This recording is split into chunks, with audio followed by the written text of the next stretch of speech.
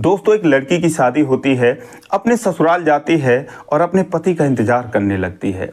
कुछ देर बाद उसका पति आता है, बेड से एक चादर उठाता है, एक तकिया उठाता है और कमरे में एक कोने में उसको बिछाकर सो जाता है। उसकी पत्नी उसको हैरानी भरे नज़रों से देखती है, लेकिन वो कुछ कह नहीं पाती। वो भी थोड़ी देर बाद बेड पर सो जाती है। लेकिन आधी रात के बाद उसके पति के फ़ोन पर किसी का वीडियो कॉल आता है। उधर से आवाज़ आती है कि कमरे की लाइट जलाओ, मुझे कमरे का कोना कोना देखना है, तुम कहाँ पर सो रहे हो, मुझे ये देखना है। दोस्तों, वो लाइट जला देता है, उसको वीडियो कॉल पर ही सारा कुछ दिखाने लगता है और देखता है कि देखो यहाँ ये सो रही है, मैं वहाँ कोने में सो रहा हूँ, मुझ पर भरोसा रखो, जैसा तुम चाहती हो वैसा ही होगा। उधर से एक बार फिर वो लड़की कहती है कि अपना वादा मत भूल जाना, अपनी कसमें मत भूल जाना, याद रखना अगर तुम उसको हाथ भी लगाओगे तो मैं अपनी जान दे दूंगी। दोस्तों, वो लड़की जो है उस लड़के को उसके ही पत्नी से दूर रहने के लिए कह रही थी। दोस्तों, आखिर वो लड़की कौन थी? बहुत ही रोचक कहानी है, आइए जानते हैं पूरी कहानी इस वीडियो में। लेकिन वीडियो में आगे बढ़ने से पहले बस वही रिक्वेस्ट कि आप वीडियो को लाइक कर दीजिए, चैनल को भी सब्सक्राइब कर लीजिए ताकि मेरा हौसला बढ़ता रहे। दोस्तों, ये कहानी है बिहार के मोतिहारी जिले की। उस लड़के का नाम मोनू होता है। मोनू अपने बहन के यहाँ रहकर पढ़ाई कर रहा था और उसे एक लड़की जिसका नाम पायल होता है उससे दोस्ती होती है और फिर उसी से प्यार हो जाता है। उसी गांव की लड़की थी कि जिस गांव में उसकी बहन का घर होता है। लेकिन प्रॉब्लम ये थी कि मोनू के बहन के घर से और पायल के घर वालों से बहुत दिनों से दुश्मनी चल रही थी। लेकिन प्रेम तो प्रेम होता है, कहीं भी हो जाता है, किसी से भी हो जाता है, कभी भी हो जाता है। तो दोस्तों, मोनू और पायल में बहुत ही गहरा प्रेम हो जाता है। ये दोनों स्कूल के दौरान ही इनमें प्रेम होता है, लेकिन जब ये दोनों कॉलेज के दौरान घर से काफ़ी दूर बाहर जाने लगते हैं तो उस दौरान एक दूसरे से मिलना जुलना शुरू कर देते हैं। और पायल के ही एक सहेली के घर पर, जहां कोई नहीं होता है, ये लोग वहां पर अक्सर अपना वक्त बिताया करते थे। तो इस तरह से वो अपने संबंधों को और मजबूत कर लेते हैं और गहरा कर लेते हैं। लेकिन जब इन लोगों का ग्रेजुएशन कंप्लीट होता है, 4-5 सालों से एक दूसरे से प्यार कर रहे थे, तभी जो पायल के घर वाले थे उसकी शादी के लिए इधर उधर लड़का ढूंढने लगते हैं। लेकिन दोस्तों, जो पायल है वो शादी के लिए मना कर देती है। वो कहती है अभी मैं शादी नहीं करूंगी। लेकिन जब उसके ऊपर दबाव बनाया जाता है कि नहीं, शादी तो तुम्हें करनी ही पड़ेगी, शादी की उम्र हो गई है, तो कहती है ठीक है, मेरी शादी मोनू से करवा दो, मैं कर लूँगी। अब जब मोनू का नाम बीच में आता है तो दोस्तों बवाल मच जाता है, हंगामा मच जाता है। वो लोग कहते हैं कि ये तू किसका नाम ले रही है, हमारे दुश्मनों का वो रिश्तेदार है, हम उससे तेरी शादी कभी नहीं करवा सकते, जिंदगी में ये शादी नहीं हो सकती। दोस्तों, मोनू को भी बुलाया जाता है, उसकी बहन को बुलाया जाता है, उसके घर वालों को बुलाया जाता है, काफ़ी बातचीत होती है, लेकिन ये दोनों मानने को तैयार नहीं थे। ये दोनों कहते कि हम शादी करेंगे तो एक दूसरे से ही करेंगे, हम दोनों एक दूसरे के हो चुके हैं और ज़िंदगी भर एक दूसरे के ही होकर रहेंगे। लेकिन उसके बाद धमकियों का दौर शुरू होता है।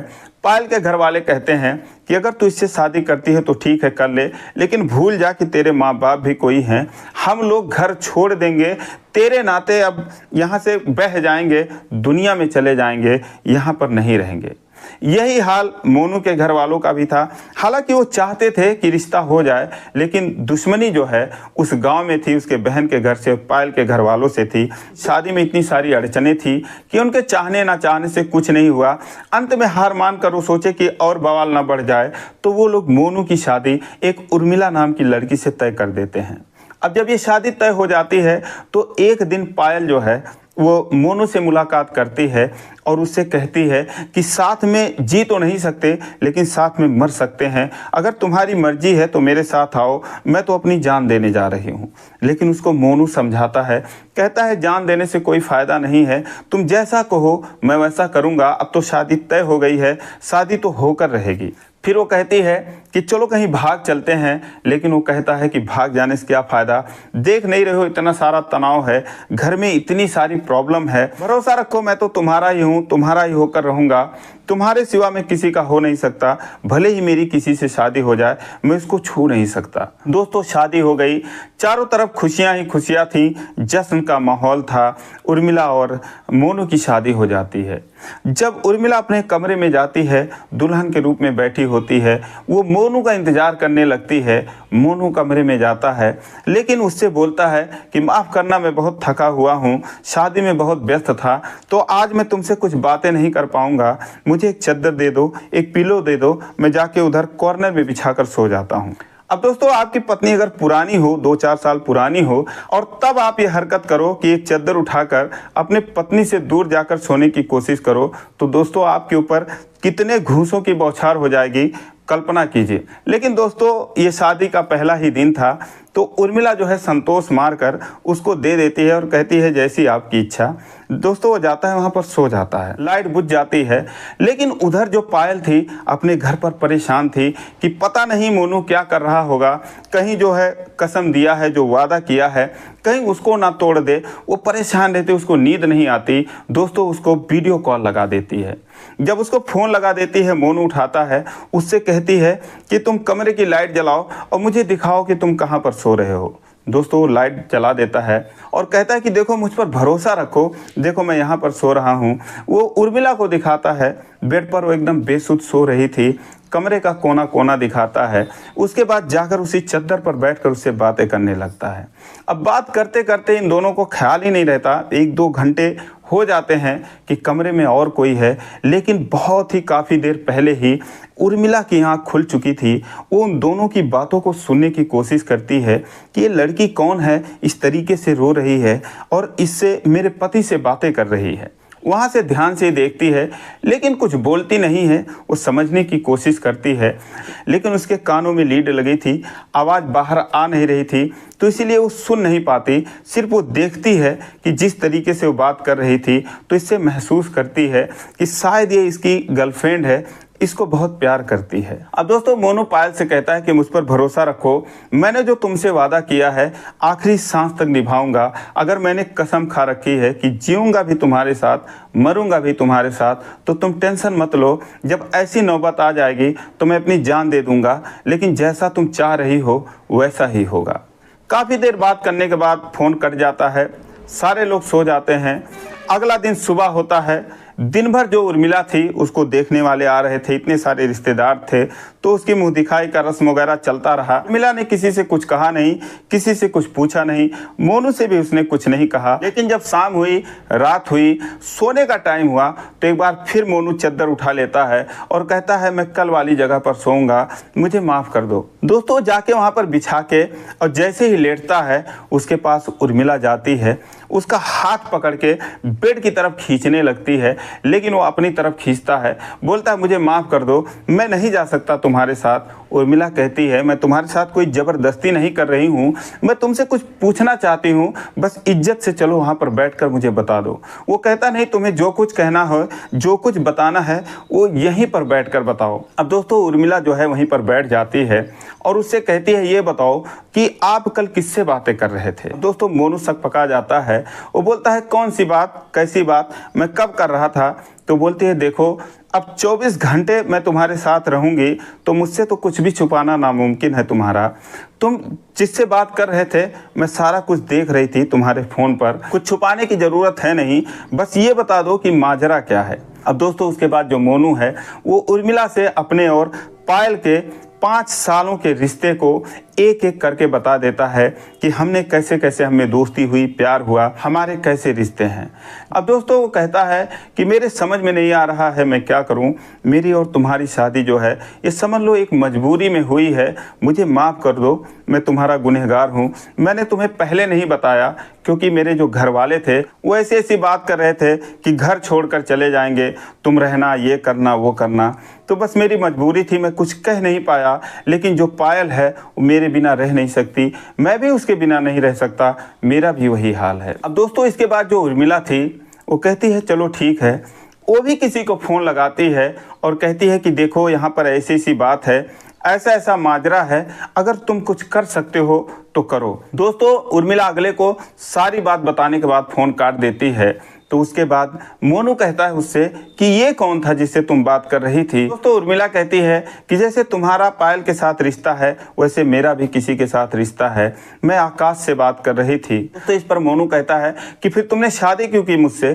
तो कहती है कि जैसे तुमने मुझसे शादी की वैसे मैंने तुमसे शादी कर ली। वो बोलता है मेरी तो मजबूरी में शादी हुई थी। तो उसने बोला मेरी भी तो मजबूरी में शादी हुई थी, मेरे भी पेरेंट्स मानने को तैयार नहीं थे, उन्होंने मेरी शादी कर दी। जैसे तुम पायल के लिए परेशान हो वैसे मैं आकाश के लिए परेशान हूँ। जैसे तुम एक दूसरे के लिए रो रहे हो वैसे हम एक दूसरे के लिए रो रहे हैं। जैसे तुम उसे पाना चाहते हो वैसे वो भी मुझे पाना चाहता था। दुनिया में अक्सर ऐसा क्यों होता है कि प्यार किसी और से करो और शादी किसी और से हो जाती है। दोस्तों उसके बाद फिर मोनू कहता है कि अब फिर क्या करें। तो हंसने लगती है, बोलती है करना क्या है, तुम अपनी वाले से बात करो, मैं अपने वाले से बात करती हूँ। दोस्तों उसके बाद वो हंसने लगती है, बोलती है मैं मजाक कर रही हूँ, बात करने से तो ज़िंदगी कट नहीं जाएगी, अब आगे सोचना है कि हमको करना क्या है। अब दोस्तों ये सुनने के बाद मोनू खुश हो जाता है और कहता है कि चलो मेरी कम से कम एक टेंशन तो तुमने दूर कर दी। मैं बहुत परेशान था, बहुत टेंशन में था कि तुम्हारे साथ धोखा हो रहा है, तुम्हारे साथ ये क्या किया जा रहा है, लेकिन अब तुम्हारी कहानी सुनने के बाद मुझे थोड़ा सुकून मिला कि चलो मुझसे अलग होने के बाद तुम दुखी नहीं होगी क्योंकि तुम्हारा भी कोई है। दोस्तों उसके बाद उर्मिला कहती है कि चलो पायल को फ़ोन लगाओ। दोस्तों पायल को वीडियो कॉल लगा देता है। उर्मिला उससे बात करती है और कहती है कि बहन तुम मुझ पर भरोसा रखो, चाहो तो सीसीटीवी लगवा दो, अब मैं तुम्हारी कहानी जान चुकी हूँ, अब मैं खुद ही नहीं छूऊंगी इसको और तुम इसके तरफ से निश्चिंत रहो।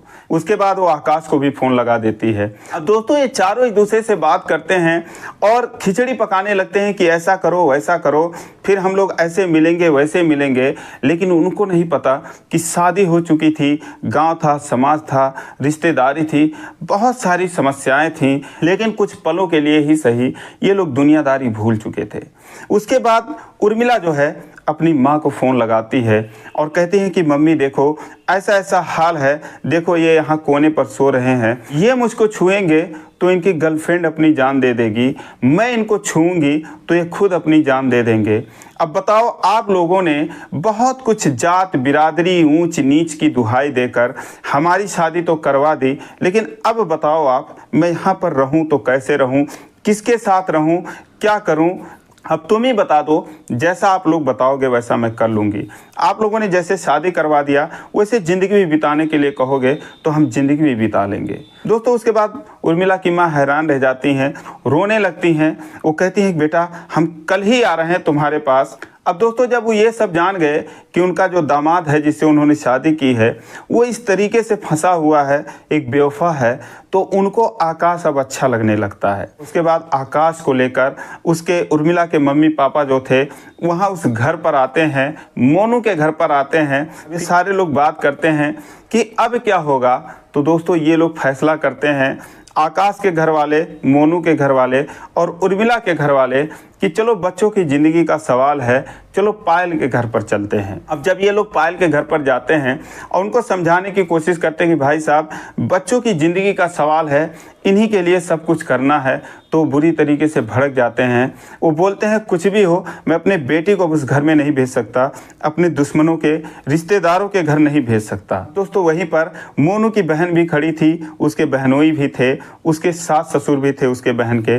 उन लोगों ने बोला कि भाई तू मेरे ही गांव का है और इस तरीके से मन में गुबार मत पाल, हम तुझसे माफ़ी मांगते हैं, जो भी दुश्मनी है, जो भी गलती हुई है, चाहे तुम्हारी ही तरफ से हुई हो चाहे हमारे तरफ से हुई हो, बच्चों के लिए हम तुमसे माफ़ी चाहते हैं, तुम माफ़ कर दो। देखो बच्चों की ज़िंदगी का सवाल है, मन से सारा गुबार निकाल दो और बच्चों के लिए ही सब कुछ करना है। बच्चे नहीं सुखी रहेंगे तो फिर तू क्या करेगा? तेरी बेटी ही अपनी जान दे दे, तू क्या करेगा? क्या तेरी इससे बदनामी नहीं होगी? हम तो तुझसे माफ़ी भी मांग रहे हैं, एक दुश्मनी के अलावा और तो कोई दिक्कत है नहीं, तू है तो अपनी बिरादरी का ही। अब दोस्तों जब पायल के पिताजी को इतने लोग समझाते हैं तो वो भी मान जाते हैं। दोस्तों ये एक बहुत ही अनोखी कहानी जब मुझे मिली, बहुत ही इंटरेस्टिंग लगी, मुझे लगा कि आप लोगों को सुनाना चाहिए। तो दोस्तों आप भी कमेंट करके बताइए कि आप क्या जिससे प्यार करते थे उसी से शादी हुई है या फिर कोई और आपके साथ रह रहा है। कमेंट करके आप ज़रूर बताइए। और ये कहानी ज़रा भी अच्छी लगी हो तो चैनल को सब्सक्राइब करिए, वीडियो को लाइक नहीं किए हो तो लाइक कर दीजिए। फिर मिलेंगे अगले वीडियो में, तब तक के लिए जय हिंद।